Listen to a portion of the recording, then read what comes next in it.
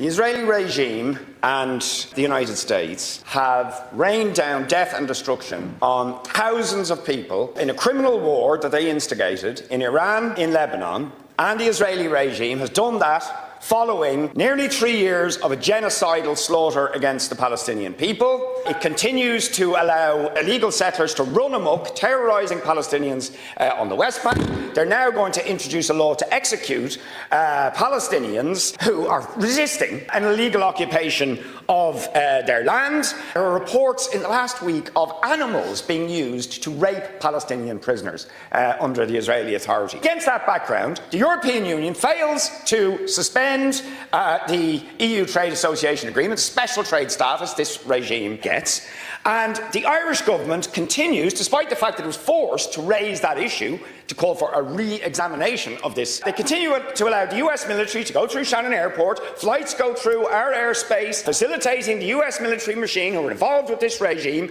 committing these crimes, refuse to pass the Occupied Territories Bill, refuse to call for a boycott against the football match that Ireland is playing with Israel, despite the fact that UN experts are even saying we shouldn't be playing football with teams involved in legal occupation and genocide. And the only group in your speech that are called for disarmament is Hezbollah, not the Israeli regime, who refused to sign the NPT, who are in the dock for genocide, but Hezbollah. And I'd just like to do a little brief history lesson. After the Shatila Sabra massacre in 1982, which was investigated by former Irish Foreign Affairs Minister Sean MacBride, Hezbollah didn't exist. That massacre, carried out, essentially orchestrated by the Israelis and Lebanese Falange fascist forces, was deemed by Sean MacBride and the UN at the time to be a genocidal massacre.